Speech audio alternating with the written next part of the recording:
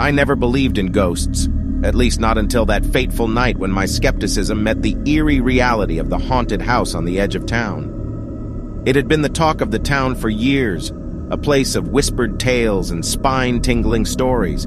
Some called it the Whispering Manor, while others simply referred to it as the Haunting. Whatever name it went by, curiosity finally got the best of me, and I decided to embark on a journey that would forever alter my perception of the supernatural.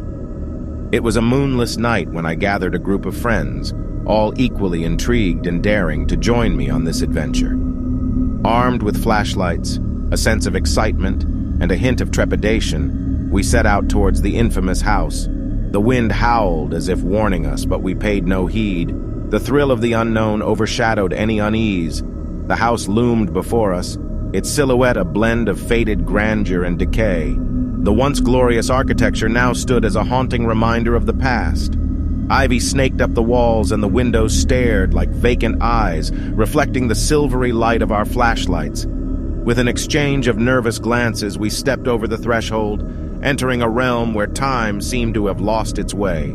The air inside was heavy, carrying a musty scent that clung to my clothes and sent a shiver down my spine. We wandered through the dimly lit hallway, our footsteps echoing eerily. As we explored room by room, the atmosphere shifted. It was as though the very walls held secrets, and the air was charged with a tension that made my heart race. Strange sounds began to fill the air, faint whispers that brushed against our ears and then vanished.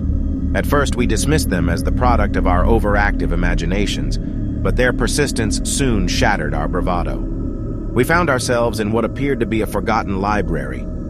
Dusty shelves sagged under the weight of ancient tomes, their spines cracked and brittle.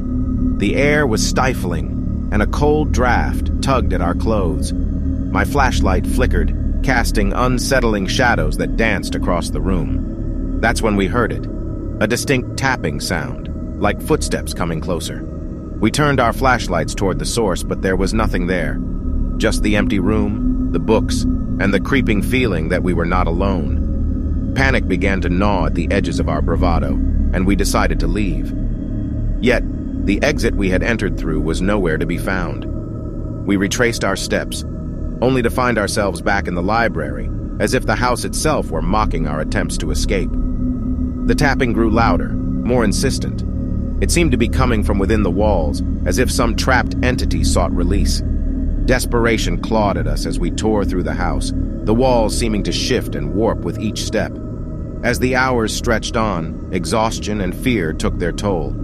Our once defiant attitudes had crumbled into trembling anxiety. We huddled together, seeking comfort in each other's presence, our flashlights flickering weakly as if they too were faltering under the weight of the unknown. And then, from the depths of the house, emerged a figure. It materialized slowly, as if stepping through a veil from another realm. Its features were blurred, its form indistinct, but its presence radiated a palpable malevolence. We could feel its eyes upon us, though it had none, and its intent bore down on us like a suffocating weight. The whispers grew louder, now forming into chilling words that reverberated through our minds.